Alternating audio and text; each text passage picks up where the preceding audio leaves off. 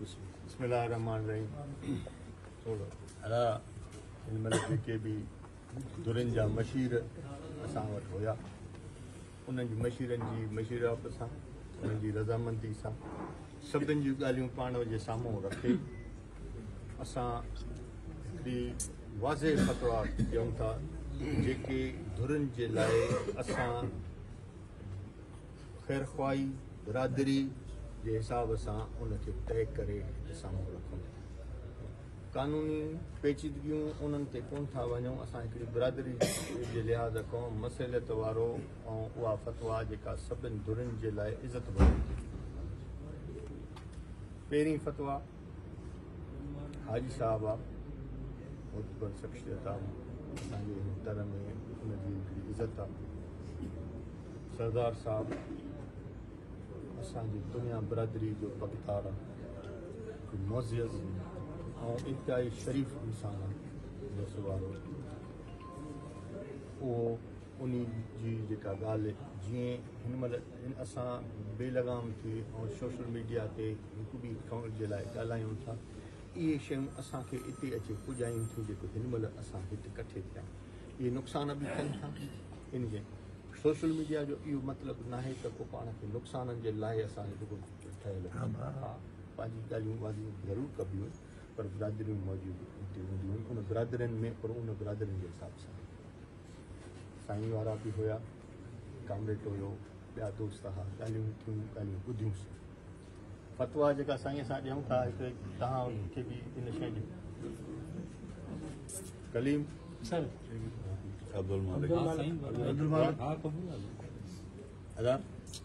फ़तवा असांजी इहा आहे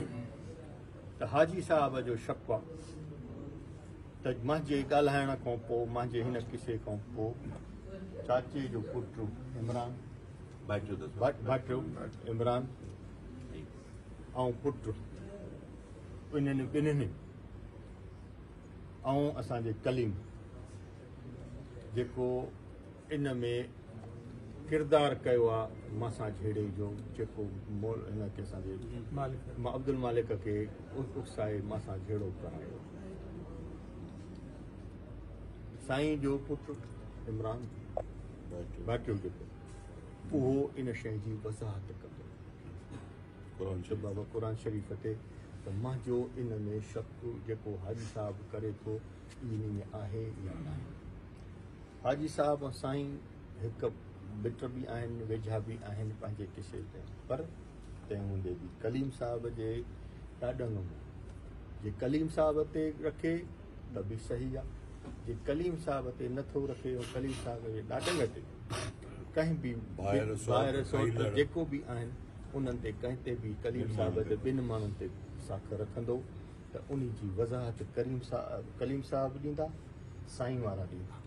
साईं जो साईं ते नथा रखूं, साईं पगदार आहे, असांजे पुट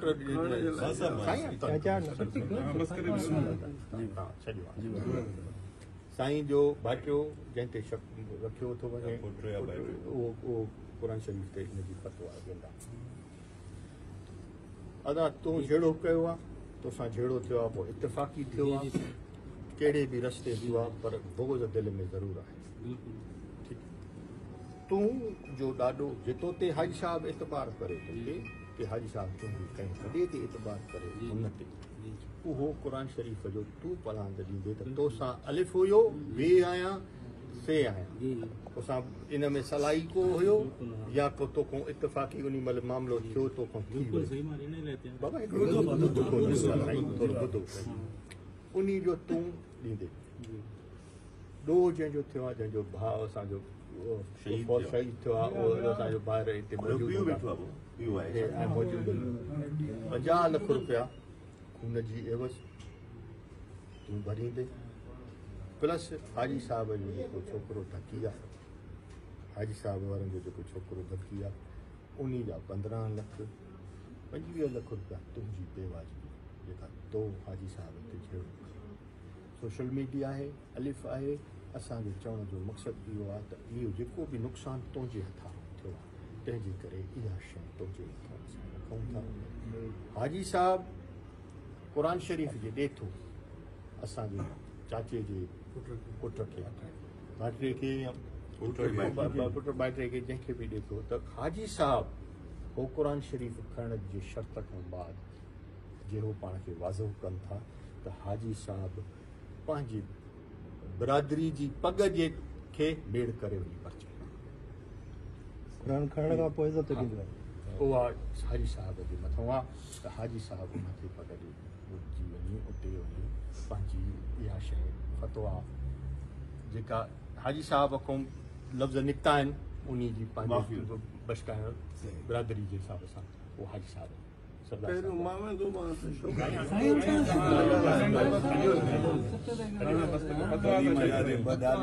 सफ़ाई न ॾींदा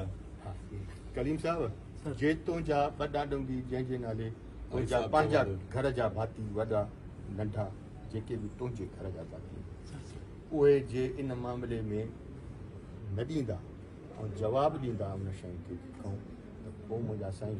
हुकुम तव्हांखे ॾेखारिणा ठीकु आहे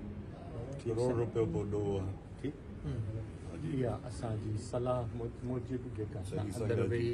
संगत वेही फ़ैसिले जी इहा फतवा कढी आहे तव्हां बिरादर जे साम्हूं रखी अथऊं भाई साहब तव्हां फतवा ॾिनी असां क़बूल आहे बाक़ी शर्त असां हिन सां फ़ैसिलो जेको थियो आहे इन ते शर्त कए त तूं बीहंदी इहा बि ॻाल्हि ॿ छा आहे त ॾींदासीं वाट साॻी आहे वाट साॻी आहे जेको तव्हां था चओ तरीक़ेकार जो फ़र्क़ु आहे जेको तव्हांखे थोरो